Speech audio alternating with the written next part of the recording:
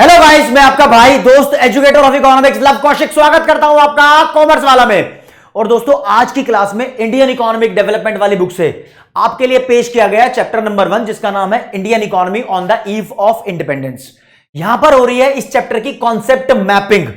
इस चैप्टर की concept mapping होने से पहले मैं आपको पहले पूरी बुक की कवरेज बता दूं, ताकि आपको पूरी बुक आसान लगने लगे, पूरी किताब का एक आइडिया हो जाएगा कि पढ़नी किस तरीके से ना, तो हर एक चैप्टर पे बढ़िया तरीके से फोकस कर पाओगे। देखो, जो इंडियन इकोनॉमिक डेवलपमेंट की बुक है उसको 10 चैप्टर में डिवाइड किया हुआ है। स्टार्टिंग के 3 चैप्टर को बोलते हैं यूनिट 1, अगले 6 चैप्टर को बोलते हैं यूनिट 2, और लास्ट वाला चैप्टर इंडिया चाइना पाकिस्तान वाला है उसको बोलते हैं यूनिट 3। यूनिट 3 में एक ही चैप्टर है। यह बुक बनी कैसे है? देखो, जब हमारा प्यारा भारत देश आजाद हुआ था, अंग्रेजों के चंगुल से छूट गया था, तब हमारे देश के क्या हालात थे, हमारे देश की इकोनॉमी के क्या हालात थे, वहां से लेकर आज तक की बुक के अंदर कॉन्सेप्ट समझाए हुए हैं। मेन कॉन्सेप्ट समझाए हुए पूरी बुक के अंदर। स्टार्टिंग के 3 चैप्टर बोलते हैं कि आजादी से लेकर आज तक हमने अपने देश को डेवलप करने के लिए कौन कौन सी पॉलिसी बनाई है। इसमें 3 चैप्टर की मेन भूमिका रहेगी। पहला चैप्टर बताएगा कि अंग्रेज किस हालत में हमारे इंडिया को छोड़ के गए थे, उसकी डिस्कशन यहां पे होगी। उसके बाद जो चैप्टर नंबर 2 है उसमें बताया जाएगा कि आजादी से लेकर 1990 तक, यानी 1990 तक हमने अपने देश के अंदर पॉलिसीज कैसे बनाई, हमारी कंट्री डेवलप कैसे हुई, एग्रीकल्चर में पॉलिसी कैसे बनाई, इंडस्ट्री में पॉलिसी कैसे बनाई, एक्सपोर्ट इंपोर्ट की, फॉरेन ट्रेड की पॉलिसी कैसे बनाई। तो आपको प्लानिंग के बारे में पढ़ना है कि हमने अपनी पॉलिसीज को 1990 तक कैसे बनाया। फिर चैप्टर नंबर 3 है, उसमें एलपीजी पॉलिसी, इकोनॉमिक रिफॉर्म्स 1991 यानी 1991 से शुरू किए गए हैं। तो 1991 से लेकर आज तक की स्थिति वहां पर बताई हुई है। लेटेस्ट जो डेट आपको देखने को मिलेगी वो जीएसटी की डेट देखने को मिलेगी आपको, 2017, 1 जुलाई 2017। तो वहां तक के कॉन्सेप्ट को कवरेज किया हुआ है। तो ये 3 चैप्टर जैसे आप समझ लोगे तो एक आइडिया आ जाता है कि हां, हमारा देश आजाद हुआ, आजादी से लेकर आज तक ये पॉलिसीज इस तरीके से बनाई गई। एक बार मैं सारी पॉलिसी इसलिए नहीं बता रहा क्योंकि आज के चैप्टर का नाम Indian economy on the eve of independence है, इस पे फोकस करना है। तो स्टार्टिंग के 3 चैप्टर का जब आपको आइडिया लग जाएगा तो फिर अभी ऐसी कौन कौन सी प्रॉब्लम्स है जो देश के लिए स्टिल चैलेंज बनी हुई है, वो चैलेंज को 6 चैप्टर बोलते हैं। तो जो यूनिट 2 है, 6 चैप्टर है, उसका नाम है current challenges facing Indian economy. India आज भी कौन कौन से चैलेंज फेस कर रहा है। तो पॉवर्टी का चैलेंज, अनएम्प्लॉयमेंट का चैलेंज, इंफ्रास्ट्रक्चर का challenge, environment and sustainable development का चैलेंज, ह्यूमन कैपिटल फॉर्मेशन और रूरल डेवलपमेंट। ये 6 चैलेंज है, तो 6 टॉपिक बनाए हुए हैं। हालांकि चैलेंज और भी है इन्फ्लेशन जैसे, लेकिन आपके कोर्स में 6 चैप्टर डाले हुए हैं। जब भी आप चैलेंज की स्टडी कर लोगे, इसके अंदर के टॉपिक्स की स्टडी कर लोगे, तो लास्ट वाली यूनिट है जो ये बताती है कि इंडिया आज पाकिस्तान और चाइना से कंपेयर किया जाए तो कहां स्टैंड करता है। तो ये पूरी बुक की थीम है। एक बार अगर पूरी बुक का आइडिया लग जाता है ना, तो पूरी बुक पढ़नी आसान हो जाती है। आप बीच की यूनिट 2 के 6 चैप्टर पढ़ोगे तो 6 के 6 चैप्टर को प्रॉब्लम समझ के पढ़ोगे कि देश के सामने अभी भी ये प्रॉब्लम है। और जो ये chapter number 1 Indian economy on the eve of independence है, इसको पढ़ते हैं जब, तो लगता है कि हां, on the eve of independence यानी आजादी की शाम को। ईव जो शब्द है ना, ईव का मतलब इवनिंग होता है। कवि की कल्पना में इसको टाइम बोल दो। कवि तो यार एक वर्ड के बहुत सारे मीनिंग निकाल देता है ना, तो इसको आप प्यार से बोल सकते हो Indian economy at the time of independence. आजादी के टाइम पर इंडियन इकोनॉमी कैसी थी। और टाइम एग्जैक्टली 1947 का नहीं पढ़ना, 1947 के आसपास, और बहुत सारा डेटा आपको 1947 से पहले का पढ़ना है। और बहुत सारा डेटा पहले से पढ़ोगे तो ये जान पाओगे कि हां, अंग्रेजों ने, यानी जो ब्रिटिशर्स थे, उन्होंने इंडिया के ऊपर रूल किया, तो किस किस डेट को लैंडमार्क डेट बनाया गया, यानी कौन कौन सी डेट बड़ी इंपॉर्टेंट है इंडियन इकोनॉमी को समझने के लिए। अब क्या है ना, जब अंग्रेजों ने हमारे देश पे राज किया तो बहुत सारे चेंजेस, बहुत सारे बदलाव लाए। तो उसमें से कौन कौन से इकोनॉमिक्स के हैं, इकोनॉमिक मोटिव से कौन कौन से इंपॉर्टेंट है, वो इस चैप्टर में पढ़ाए जा रहे हैं। वरना तो बहुत सारे वॉर्स हुए हैं, वो हिस्ट्री में पढ़ते हो आप। इकोनॉमिक्स में सिर्फ इकोनॉमी की बातें करेंगे। ये चैप्टर की मैपिंग आपको ये हेल्प दिलाएगी कि जल्दी से आप इस चैप्टर को कैसे कवर कर सकते हो। अगर आपने इस चैप्टर को पहले पढ़ा ही नहीं था, या फिर आपने इस तरीके से पढ़ा था कि आपको समझ ही नहीं आया, कोई चीज कहां चल रही है दिमाग में, कोई चीज कहां चल रही है दिमाग में, ऐसी कंफ्यूजन वाली स्थिति है, तो ये क्लास आपके लिए बहुत इंपॉर्टेंट है। अगर आप इस चैप्टर को बहुत जल्दी रिवाइज करना चाहते हो तो भी क्लास आपके लिए बहुत इंपॉर्टेंट है। बीच में अगर आपको लगे कोई भी दिक्कत, डाउट, परेशानी है तो भाई कमेंट सेक्शन में बता देना। वो कमेंट सेक्शन आपके लिए बनाया हुआ है। आप जो प्रॉब्लम्स बताते हो उसका जवाब मैं देता हूं, मुझे बहुत अच्छा लगता है। आपका और मेरा रिश्ता एकदम बॉन्डिंग बहुत सॉलिड लेवल की बनी हुई है। इस बॉन्डिंग को बस किसी की नजर ना लगे। आपके नंबर अच्छे आए, आप अपना रिजल्ट शेयर करो, मुझे बस यही कामना है कि बहुत अच्छे नंबर आप लोगों के आ जाए। और जो ये नजदीक समय चल रहा है ना एग्जाम का, इस टाइम में स्टूडेंट भी बहुत उत्सुक है, एक्साइटेड है कि हाँ भाई उसको प्रिपरेशन करनी है, उसको चैप्टर कवर करना है।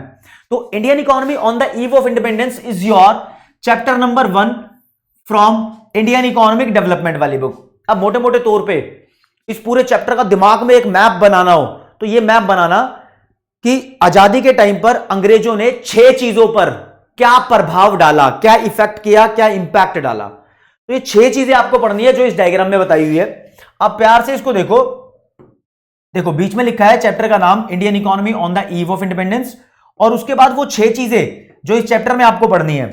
अंग्रेजों ने हमारे देश के एग्रीकल्चर सेक्टर को कैसे प्रभावित किया। पहला एग्रीकल्चर सेक्टर के बारे में पढ़ना है आपने पूरी डिटेल में, अभी मैं बताऊंगा इसके बारे में, डिस्कशन चलेगी। दूसरे नंबर पे आप पढ़ना इंडस्ट्रियल सेक्टर के क्या हाल किए, हमारी इंडस्ट्रीज, फैक्ट्रीज, मैन्युफैक्चरिंग का क्या हाल किया अंग्रेजों ने। तीसरे नंबर पे डेमोग्राफिक सिचुएशन पढ़नी है। अब भाई डेमोग्राफिक सिचुएशन या फिर डेमोग्राफिक सेक्टर को हम पॉपुलेशन सेक्टर बोल देते हैं, यानी पॉपुलेशन से रिलेटेड कुछ स्टडी यहां पर बताई जाएंगी आपको, ठीक है। फिर इंफ्रास्ट्रक्चर, यूं तो बुक्स में लास्ट में दिया हुआ है, आप कभी भी पढ़ सकते हो, कोई दिक्कत नहीं है। ऐसा नहीं है कि सीक्वेंस वाइज ही इनको पढ़ना है, कोई दिक्कत वाली बात नहीं है। बस दिमाग में एक मैप होना चाहिए कि 6 चीजें पढ़नी है पहले चैप्टर में, पहला चैप्टर खत्म, ठीक है। एक ऑक्यूपेशनल स्ट्रक्चर और एक है फॉरेन ट्रेड, यानी एक्सपोर्ट इंपोर्ट से रिलेटेड बातें। अब एक एक सेक्टर के बारे में थोड़ी थोड़ी चर्चा कर ले। देखो अंग्रेजों ने हमारे एग्रीकल्चर सेक्टर को लगभग तबाह कर दिया था। इसको बोलते हैं कि हमारे एग्रीकल्चर सेक्टर की प्रोडक्टिविटी बहुत कम थी उस टाइम, तो इसलिए एग्रीकल्चर सेक्टर के लिए एक वर्ड यूज किया जाता है लो प्रोडक्टिविटी या फिर स्टैग्नेंट। स्टैग्नेंट का मतलब भी स्लो होता है, तो यहां पर स्टैग्नेंट वर्ड मैं यूज करके आपको याद दिलाना चाहूंगा कि ये वर्ड बड़ा इंपॉर्टेंट है। अब ऐसा क्यों था, एग्रीकल्चर सेक्टर में स्टैग्नेंसी क्यों आ गई थी। स्टैग्नेंसी आने के बहुत सारे रीजन थे। एक तो यार क्या होता है ना कि एग्रीकल्चर के लिए गवर्नमेंट उपयुक्त, बढ़िया, सूटेबल पॉलिसी बनाए और एग्रीकल्चर को डेवलप कराए तो ठीक रहता है, लेकिन यहां पर गवर्नमेंट का कोई इंटरेस्ट ही नहीं था, उनको तो पैसा कमाने में लगे हुए थे, अपने देश को डेवलप करने में लगे हुए थे। तो इसके लिए पॉइंट बन सकते हैं कि एग्रीकल्चर सेक्टर की प्रोडक्टिविटी कम क्यों थी। It is because of low level of public sector investment, सरकार यहां पर इन्वेस्ट कर ही नहीं रही थी। दूसरा, यहां पर टैक्स लेने के बहाने नए नए ढूंढ रहे थे, तो उसमें से एक zamindari system of tax settlement बोल लो या फिर zamindari system of land revenue settlement बोल लो। उसके अंदर जमींदार लोग रेवेन्यू कलेक्ट करते थे, जबरदस्ती कलेक्ट करते थे, ठीक है, ज्यादा कलेक्ट करते थे, एक्सप्लॉइट करते थे, एक्चुअल टीलर्स को, फार्मर्स को एक्सप्लॉइट करते थे और उनसे रेवेन्यू लेके, टैक्स लेके अंग्रेजों को देते थे, ठीक है। तो वो जो असलियत में जमीन पे खेती कर रहे थे वो परेशान हो जाते थे। अगर उनकी खेती भी नहीं भी हुई है या कहीं भी ड्राउट आ गया या फसल बर्बाद हो गई बाढ़ की वजह से, तो वो जमींदार उन पे रियायत नहीं करते थे, उन पे मतलब दया भावना से नहीं देखते थे, तो वो परेशान रहते थे। यहां पर इन्होंने कमर्शियलाइजेशन ऑफ एग्रीकल्चर कर दिया। कमर्शियलाइजेशन ऑफ एग्रीकल्चर का मतलब होता है अंग्रेज चाहते थे कि उन चीजों का प्रोडक्शन हो जिस चीजों को मार्केट में खरीदा और बेचा जा सके। कैश क्रॉप्स का प्रोडक्शन कराते थे फूड ग्रेन्स की जगह। कैश क्रॉप्स जैसे हो गई इंडिगो, इंडिगो का मतलब नील होता है, जो कपड़ा, व्हाइट कपड़े को साफ करने में काम आती है, बेसिकली व्हाइट कपड़े को व्हाइट रखने में काम आती है वो नील। तो अंग्रेजों के देशों में व्हाइट कपड़े ज्यादा पहने जाते थे, तो उसके लिए नील की खेती बहुत ज्यादा इंपॉर्टेंट थी, तो वो हमारे देश में उसकी करवाते थे और हमें उसकी कुछ खास जरूरत थी नहीं, लेकिन फिर भी ये खरीदी बेची जाती थी। जूट की, कॉटन की, टेक्सटाइल की, कॉफी की, ऐसी चीजों का प्रोडक्शन कराने पे ज्यादा ध्यान देते थे। इन चीजों से क्या होता है, जब कैश क्रॉप्स का प्रोडक्शन एक खेत पे हो रहा होता है ना, तो उस जगह की, उस जमीन की फर्टिलिटी यानी प्रोडक्टिविटी कम हो जाती है, उपजाऊपन कम हो जाता है, तो आगे आने वाली फसल फिर वहां पर कम उगती है। तो जमीन को बंजर या खराब हालातों में पहुंचाने के लिए कमर्शियलाइजेशन ऑफ एग्रीकल्चर का बड़ा इंपॉर्टेंट रोल था। तो एग्रीकल्चर सेक्टर को बर्बाद करने के पीछे एक तो पब्लिक सेक्टर की इन्वेस्टमेंट नहीं थी, जमींदारी सिस्टम था, कमर्शियलाइजेशन ऑफ एग्रीकल्चर था, और अंग्रेजों ने यहां पर कोई irrigation facilities, proper inputs provide नहीं किए, तो बोलते हैं लैक ऑफ प्रॉपर इनपुट्स। तो ये मेन इंपॉर्टेंट पॉइंट्स है, ठीक है। तो ये चीजें आपको ध्यान रखनी है, एग्रीकल्चर सेक्टर को बर्बाद करने के चक्कर में क्या हुआ।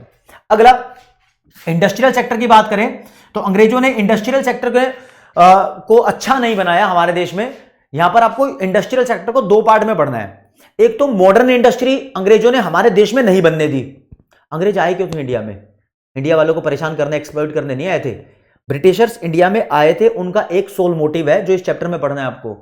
वो चाहते थे कि अंग्रेजों के देश में कैपिटल गुड्स इंडस्ट्री बड़ी हो जाए, डेवलप हो जाए। तो अंग्रेजों के देश में कैपिटल गुड्स इंडस्ट्री तब बनेगी जब उस इंडस्ट्री को रॉ मटेरियल मिलेगा।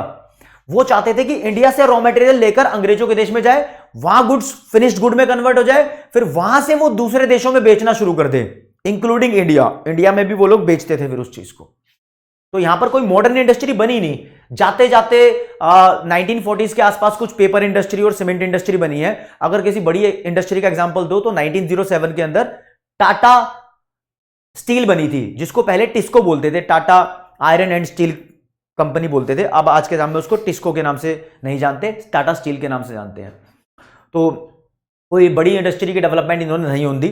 और दूसरे नंबर पे मॉडर्न इंडस्ट्री नहीं डेवलप होती। और इंडिया में जो ऑलरेडी हैंडीक्राफ्ट यानी हाथ से बने हुए बिजनेस चल रहे थे, इंडिया हाथ से बने हुए बिजनेस हैंडीक्राफ्ट या हैंडलूम बोलते हैं, उसके लिए वर्ल्ड फेमस था उस टाइम।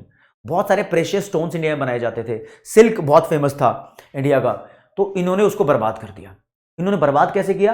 पहली बात, जो इंडिया की हाथ से बनी हुई चीजों थी उस पर बहुत ज्यादा टैक्स लगाते थे, और जो खुद मशीन से बनाया हुआ सामान इंडिया में बेचते थे उस पर बहुत कम टैक्स लगता था। तो इस पॉइंट को बोलते हैं टैक्स का भेदभाव, और इंग्लिश में बोलते हैं डिस्क्रिमिनेटरी टैरिफ पॉलिसी। दूसरा, जो ये मशीन से सामान बनाते थे, स्वेटर देखो, स्वेटर हाथ से बनता है और एक मशीन से बनता है। आप लोग मशीन वाला ही पहनते हो, हाथ वाला लोगों को कम पसंद आता है, क्योंकि फैशन का दौर दिमाग में चलता है। तो फैशन के मामले में लोगों को मशीन मेड प्रोडक्ट थोड़े अट्रैक्टिव लगते थे, तो हाथ से बनी हुई चीजों की डिमांड वैसे ही कम हो गई। तीसरा, इन्होंने रेलवे लॉन्च किया। रेलवे लॉन्च करने का पर्पस यही था, लोगों को सवारी कराना रेलवे लॉन्च करने का पर्पस नहीं था। इन्होंने रेलवे लॉन्च किया क्योंकि ये चाहते थे कि जो ये सामान बेचना चाहते हैं वो एक जगह से दूसरी जगह पर बड़ी आसानी से चला जाए। जैसे कश्मीर का हाथ से बना हुआ सामान कन्याकुमारी तक पहुंचने में बहुत टाइम लग जाएगा, तांगा वांगा बुग्गी बुग्गी से जाएगा तो, लेकिन ये लोग अपने ट्रेन से एक जगह से दूसरी जगह बहुत जल्दी जल्दी फास्टली मूव कर देते थे, तो इनका सामान ज्यादा बिकता था। तो हमारा हैंडीक्राफ्ट भी वहां से डिस्ट्रक्ट हो गया। इस पॉइंट को बोलते हैं डिके ऑफ हैंडीक्राफ्ट। तो दो पॉइंट यहां पर मेन जानने हैं, एक slow growth of modern industry और दूसरा डिके ऑफ हैंडीक्राफ्ट। इस बात में ध्यान देना है। फिर डेमोग्राफिक प्रोफाइल बहुत पुअर थी इंडिया की उस टाइम पर, इसके लिए पेन का कलर चेंज करूंगा। अब डेमोग्राफिक प्रोफाइल के अंदर जो तुम्हें पॉइंट पढ़ने हैं वो इंडिया में डेथ रेट, बर्थ रेट, इन दोनों के बीच के डिफरेंस को बोलते हैं सर्वाइवल रेट। सर्वाइवल रेट लगभग 8% के आसपास था, सर्वाइवल, ठीक है ना। ये 40, ये 48, डिफरेंस ये हो गया। इन्फेंट मोर्टेलिटी रेट पढ़ना है। इन्फेंट का मतलब 1 साल से कम का बच्चा होता है, मोर्टेलिटी का मतलब डेथ होता है। तो 1 साल से कम का बच्चा, अगर 1000 बच्चे पैदा होंगे तो लगभग 218 बच्चे उस टाइम मर जाते थे, तो ये बहुत ज्यादा था। अब आज के टाइम में देखो तो ये भी 30 के आसपास है, 30 के आसपास होना भी बहुत ज्यादा है। चाइना में तो बहुत कम है, 9 के आसपास है, 8 से 9 के बीच में, ठीक है। और यहां पर एनसीईआरटी की एक लाइन लिखी हुई है, रैम्पेंट पॉवर्टी। रैम्पेंट का मतलब होता है ओवरऑल, तो ओवरऑल गरीबी भी छाई हुई थी देश के अंदर। ये कुछ पॉइंट्स पढ़ने हैं। लाइफ एक्सपेक्टेंसी रेट की बारे में बात करनी है। एक बंदा इंडिया में जिंदा रहने की कितनी उम्मीद कर सकता था उस टाइम? अगर आपको बताऊं तो इंडिया में एक बंदा 44 इयर्स का डेटा दिया हुआ है। काफी सारी बुक के अंदर इसको 32 ईयर लिखा हुआ है, वो गलत लिखा हुआ है। अगर आपके पास वो बुक है जिसके अंदर आजादी के टाइम की लाइफ एक्सपेक्टेंसी रेट 32 ईयर बताई थी तो वो गलत है। उस बुक का नाम कमेंट सेक्शन में तुम बता दो, ताकि दूसरे बच्चों को भी ज्ञान हो जाए कि हाँ 44 ईयर पढ़ना है, 32 ईयर नहीं पढ़ना। तो ये कुछ पॉइंट्स है डेमोग्राफी यानी पॉपुलेशन रिलेटेड स्टडी के। अब यहां पर एक ईयर ऑफ ग्रेट डिवाइड भी आया था, आगे बताता हूं उसके बारे में। इंफ्रास्ट्रक्चर में अंग्रेजों ने कहते हैं कंट्रीब्यूट तो किया है इंडिया में, लेकिन इंफ्रास्ट्रक्चर की डेवलपमेंट करने का पर्पस इंडिया को सुविधा प्रदान करना नहीं था। जो अंग्रेजों ने अपना सेटअप इंडिया में डाला हुआ था, अपनी सरकार चला रखी थी, वो चाहते थे कि वो लोग अच्छी फंक्शनिंग करें। तो सिर्फ और सिर्फ एक मोटिव था इंफ्रास्ट्रक्चर की डेवलपमेंट का, कि वो अंग्रेज अपना इकोनॉमिक मोटिव सर्व करना चाहते थे, अपनी कंट्री के लिए उन्होंने किया जो किया। तो the main one and only objective was to serve economic interest of their own country. खुद अपनी कंट्री का इकोनॉमिक इंटरेस्ट सर्व करना इनका मेन मोटिव था। हालांकि इन्होंने हमारे देश के अंदर रेलवे इंट्रोड्यूस किया, और रेलवे का जान लो, रेलवे 1850 में इंट्रोड्यूस किया, जो आपको जानना है। फिर इन्होंने हमारे देश में टेलीग्राफ जैसी सर्विसेज इंट्रोड्यूस की। एडमिनिस्ट्रेटिव सेटअप यानी ऑफिस कैसे चलाते हैं, ऑफिशियल सेटअप इन्होंने इंट्रोड्यूस किया, एडमिनिस्ट्रेटिव, ठीक है। और बैंकिंग सिस्टम ये लेकर आए, बैंक्स वगैरह। और बताऊं तो जुडिशरी, लॉज वगैरह, ये सब सिस्टम लेकर आए, तो जुडिशरी इसको बोल सकते हैं, ठीक है। ऐसा सिस्टम और बहुत सारे लेकर आए, लेकिन सबका मोटिव यही था कि अंग्रेज अपना डेवलपमेंट चाहते थे। हालांकि अभी इसको इतना कुछ खास डेवलप नहीं किया था, अभी इसको और ग्रो करने की जरूरत है। तो अंग्रेजों का one and only positive contribution इसको बोलते हैं। जब जब पेपर में क्वेश्चन आया कि क्या अंग्रेजों का कोई पॉजिटिव कंट्रीब्यूशन था इंडिया में, हम बोलेंगे पॉजिटिव कंट्रीब्यूशन था, but the motive was to serve economic interest of their own home country. हमेशा ये लाइन लिखेंगे, चाहे उसने पूछी है या नहीं पूछी है, समझ रहे हो इस बारे में। फिर ऑक्यूपेशनल स्ट्रक्चर नहीं छोड़ना आपने यार। ऑक्यूपेशनल स्ट्रक्चर के बारे में जो आपको पढ़ना है, इसका मीनिंग सबसे पहले जान लो। एक देश में मान लो टोटल 100 लोगों की वर्क फोर्स है, 100 बंदे हैं जो काम करना चाहते हैं, वो अलग अलग सेक्टर में किस तरीके से डिस्ट्रीब्यूटेड है, ये डिस्ट्रीब्यूशन ऑक्यूपेशनल स्ट्रक्चर कहलाता है। आजादी के टाइम में एग्रीकल्चर सेक्टर में लगभग 72.7% ऑफ वर्कफोर्स इंगेज थी, और सेकेंडरी सेक्टर जो होता है मैन्युफैक्चरिंग सेक्टर, इसमें 10.1, और टर्शरी सेक्टर में 17.2 इंगेज थी। तो आपको इसे रट्टा नहीं मारना है, आप इसको लिख सकते हो प्राइमरी सेक्टर यानी एग्रीकल्चर सेक्टर में लगभग 70 से 75% के बीच में लोग इंगेज थे वर्कफोर्स के, और लगभग 10 से 11% के आसपास सेकेंडरी सेक्टर में एंगेजमेंट थी एम्प्लॉयमेंट में, और लगभग 17 से 18% टर्शरी सेक्टर या फिर सर्विस सेक्टर में इंडिया की वर्कफोर्स एंगेज थी। ये पहला पॉइंट है, इसको 3 पॉइंट मत मानना, ठीक है। इससे पता लगता है कि ऑक्यूपेशनल स्ट्रक्चर थोड़ा अनबैलेंस्ड है, अनबैलेंस्ड है, ठीक है। एग्रीकल्चर सेक्टर में ज्यादा ही हो गया, ठीक है, और एग्रीकल्चर सेक्टर में ज्यादा हो गया तो यहां ये भी बोल सकते हैं कि सरप्लस था लेबर का, लेबर सरप्लस यहां ज्यादा था, एग्रीकल्चर का पॉइंट आता है, लेकिन प्रोडक्टिविटी लो थी, ठीक है, जरूरत से ज्यादा लोग लगे हुए थे, ठीक है, इस बात को ध्यान रखना। और ये अनबैलेंस था, और थोड़ी रीजनल वेरिएशंस थी।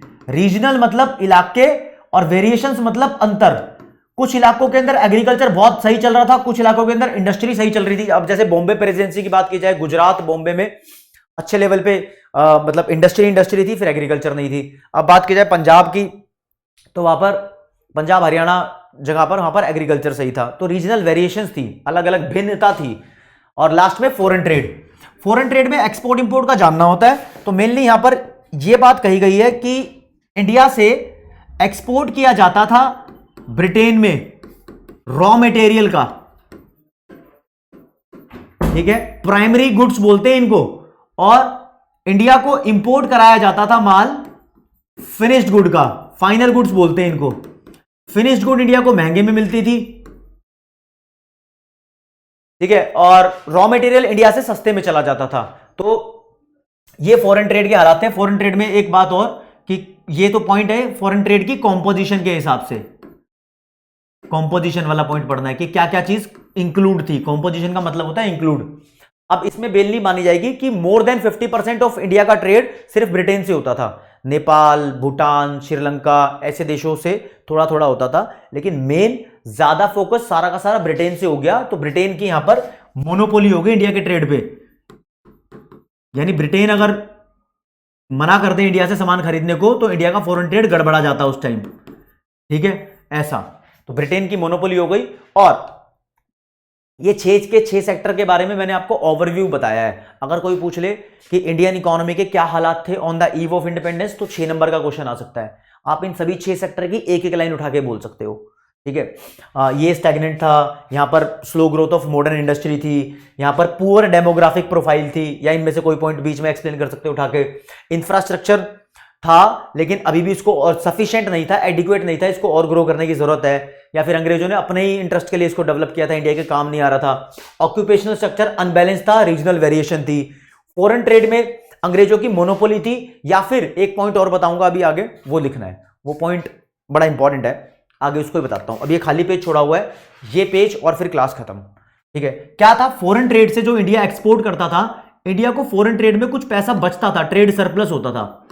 तो इस ट्रेड सरप्लस को अंग्रेजों की गवर्नमेंट इस्तेमाल करती थी। इस प्रॉफिट को किस चीज में इस्तेमाल करती थी, या तो इनके कहीं युद्ध चल रहे होंगे, वॉर चल रहे होंगे, लड़ाइयों में इस्तेमाल करती थी, या अपने लेबर के खर्चे या फिर उनकी सैलरी वगैरह अपने एम्प्लॉइज की। तो बोलते हैं कि एक तो वॉर एक्सपेंसेस में यूज करती थी, दूसरा एडमिनिस्ट्रेटिव ऑफिशियल एक्सपेंसेस में यूज करती थी इस सरप्लस को, तीसरा कुछ सर्विसेज अगर किसी विदेशों से मंगानी हो, इनविजिबल आइटम्स मंगाने हो तो उसमें इस्तेमाल करती थी।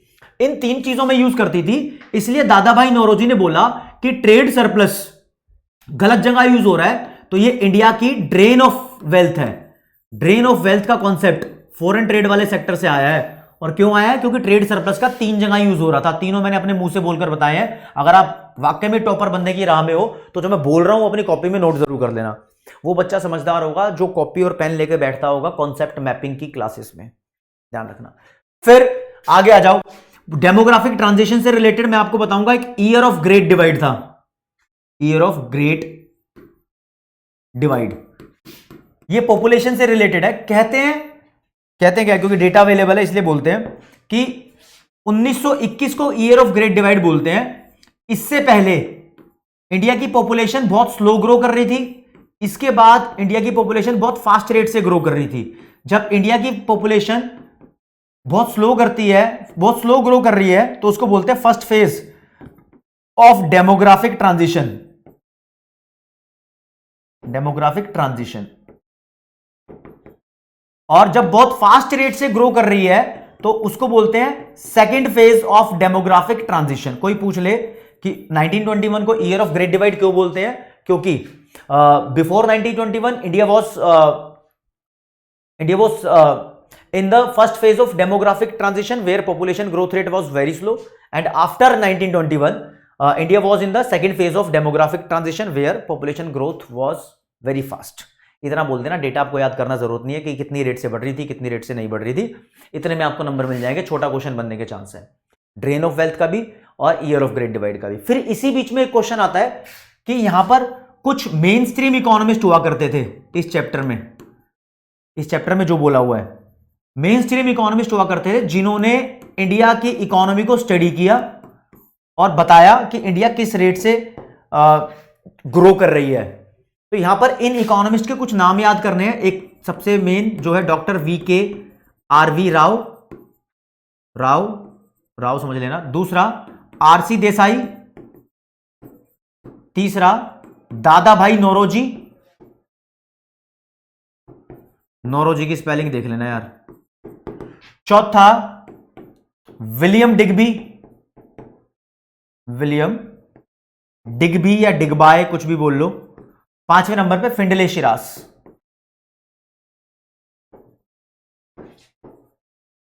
जो बच्चा शिद्दत से इस वीडियो को देख रहा है वो मुझे कमेंट सेक्शन में बताएगा कि विलियम डिग्बी और फिंडले शिरास कौन सी कंट्री से बिलोंग करते थे। गूगल कर सकते हो इस चीज को आप, मुझे भी आइडिया होगा कितने बच्चे शिद्दत से वीडियो देख रहे हैं, कौन बच्चे एवरेज से ऊपर निकल गए, क्योंकि जो बच्चे एवरेज से ऊपर है वही इस कॉन्सेप्ट मैपिंग की चीजों को बहुत सीरियस लेते हैं। नहीं तो एवरेज स्टूडेंट भी इन कॉन्सेप्ट मैपिंग की चीजों को सीरियस लेगा, अपने कॉन्सेप्ट अच्छे से बिल्ड कर लेगा। बड़ी वीडियो देखने की जरूरत नहीं पड़ती, जब तुम ये वाली वीडियो देखते हो तो बहुत कुछ क्लियर हो जाता है, ठीक है। और इन मेन स्ट्रीम इकोनॉमिस्ट में सबसे ज्यादा रिलायबल इकोनॉमिस्ट, सबसे ज्यादा रिलायबल ये थे, मोस्ट रिलायबल इकोनॉमिस्ट ये थे। ये कहते थे कि 1900 से लेके 1950 यानी first half of 20th century में इंडिया की जीडीपी ग्रोथ रेट या नेशनल इनकम ग्रोथ रेट